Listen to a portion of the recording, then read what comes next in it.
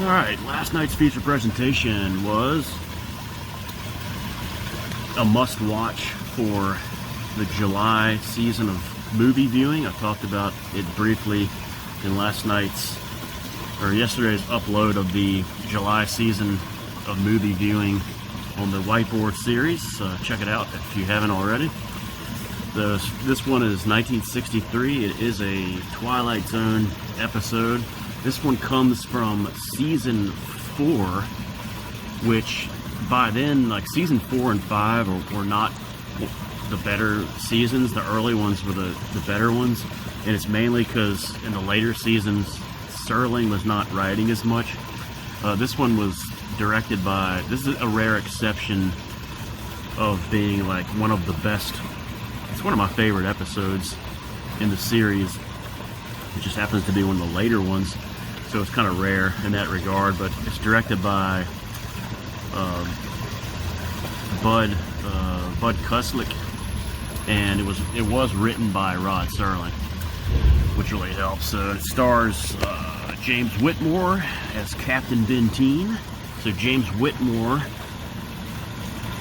who was in Them, the sci-fi movie from 1954, and he's also pretty well known as Brooks from The Shawshank Redemption 1994. He's really good as Captain Benteen in this. And it also has Tim O'Connor as Colonel Sloan, the guy who comes on the ship with the orders to rescue the people who are on the planet 9, Gamma, the name of the planet. And it has James Broderick is one of the colonists on the planet, and he's pretty good in this. He's real like rational thinking guy with his wife. He gets reprimanded early in the episode by James Whitmore for sleeping when he's supposed to be on the lookout on the tower for the ship. So that's a nice, you get a quick picture there of kind of the who is in charge there, and it's Captain Benteen. So you also have Paul Langton in this as George, and he's pretty good. He's just one of the other kind of older colonists. He was in The Incredible Shrinking Man, 1957. You have the director's son, Danny Kulik. I said Kulik.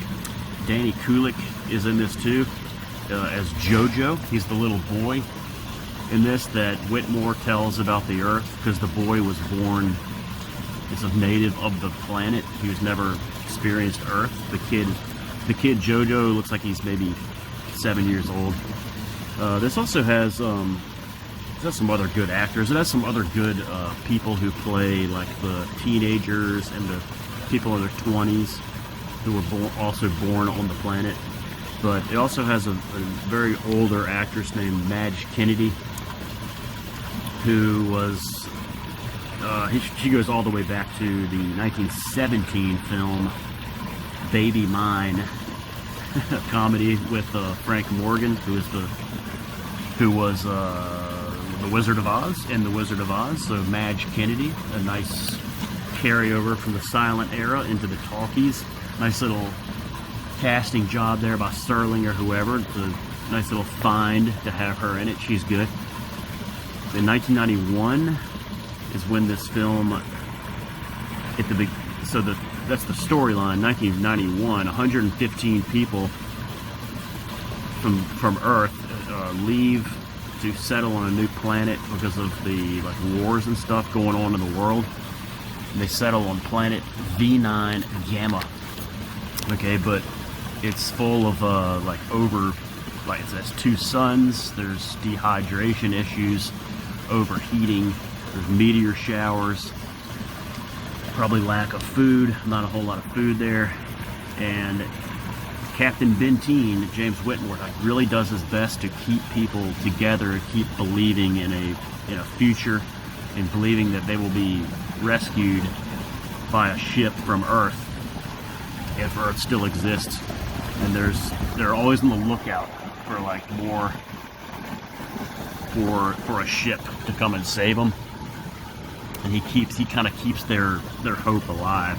They sent out a signal at some point, hoping someone will catch it. That's kind of how that goes. But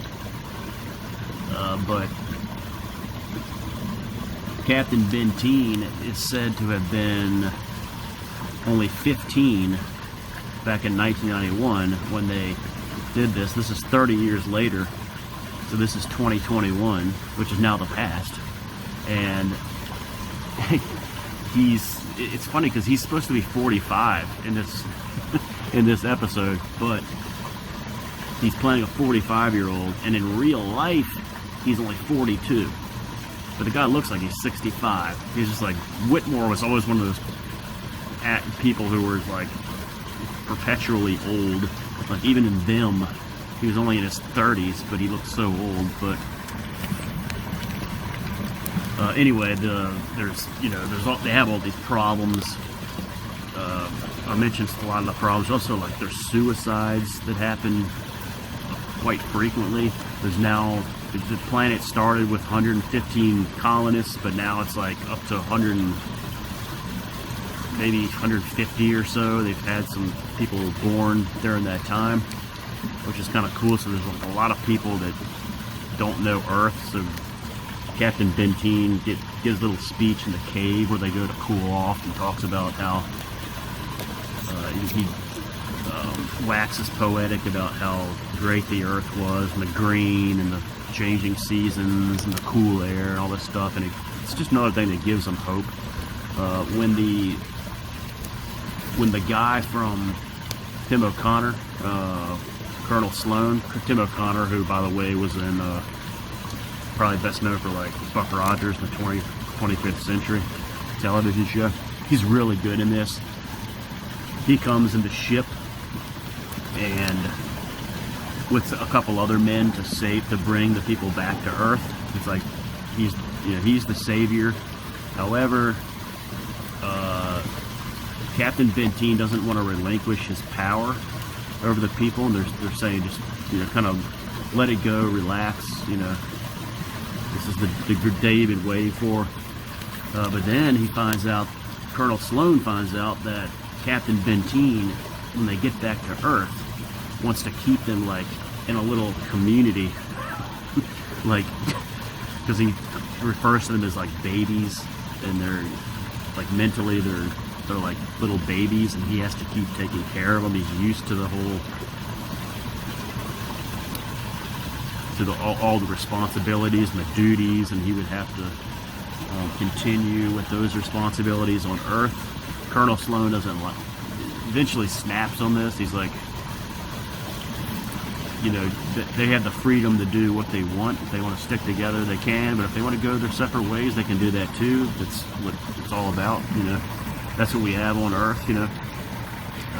So eventually, he puts it to a vote with the people, and the people want to go back to Earth, and they want to just kind of go their separate ways. And this, like, really, you can see the like Captain Benteen's, because he's basically become a dictator at this point. You can see him, like, he starts to crack. It's like, then I'm just gonna stay here. And he's like, really looks sad, but it's like, you really admire Benteen for like what he's done for them for 30 years. And Colonel Sloan even mentions this too, like, I believe it. You've done a great job keeping them all together despite all the trials and tribulations and stuff. So Whitmore does a great job of acting, because on one hand, you're like you kind of admire him and you respect him, but you're also like rooting against him kind of towards the end. You're like, this guy, he's like wants too much. He's a control freak and all this stuff. And then at the end, you're like, feel sorry for him when he's left alone on the planet. So it's in the whole struggle between Benteen and Captain Sloan is like really, really good. They have a great chemistry together with their back and forth and arguing and stuff. And I like some of the other actors that are in this. This is one of my favorite ones. It's a unique episode because it doesn't have like a twist ending. It's definitely not a happy ending, and it's kind of like it kind of stands on its own, like as its own genre, the Twilight Zone. It's really interesting the way there's no like weird twist at the end. This could be just kind of I think this should be a full-length movie. You could do a lot, like making it a 90-minute movie or more, like showing them leaving Earth in 1991, then show them how they got things like water and resources, and some of the just kind of the character arc of Whitmore, build it up a little bit more, show some of the other things tribulations they went through. So this could really be a great like film idea, I think. I like some of the predictions that Serling makes when they talk about he nails it with one, like talking about when Sloan is talking about how it is in 2021 on Earth, how the schools are. Someone asked about the schools, and he's like, they have live like telecasts on, like, it's kind of vague the way he describes it, but it's true. Like they use like visual like Promethean boards and stuff, so it's like that was not even a thought back in 1963, but it was a great prediction. It was like really came true. The other one that was not a good prediction was when he said the Dodgers in 2021 finished 10th in the National League. First of all, they were defending world champions, and I know they finished better than 10th. And no one finished 10th that year because what Serling didn't realize is that in 1994 they split the leagues into divisions, into the East and the West. I'm sorry, 1969 they split them into the East and the West in the American League, so there are 4 divisions. And in 1994 they split them to 6 divisions, East, Central, and West, which we have now. So I think the Dodgers finished maybe 2nd or 3rd that year in the NL West. Maybe Bolts can tell us. But check this film out. I mean, it's a 50-minute one, so it definitely could not have been. They definitely couldn't have done this in the regular 25-minute episode. But it's really good, and it's not a feel-good, but it's a really good character study. It's one of my favorite ones, and it really works for the summer because it's got a lot of Heat references on there. And if you're a sci-fi fan, you'll like it too. And one more thing, the ship that they used, that Colonel Sloan comes in, and the uniforms of the men who were in the ship were leftovers from props from the set of Forbidden Planet 1956 with Leslie Nielsen. So a little trivia there. Alright, so that's my review of On Thursday We Leave for Home, 1963. Oh, Mr. Met told me to do a little head dunk. I said hop in the pool. So this one for Wire Club. All right, thanks for watching, boys.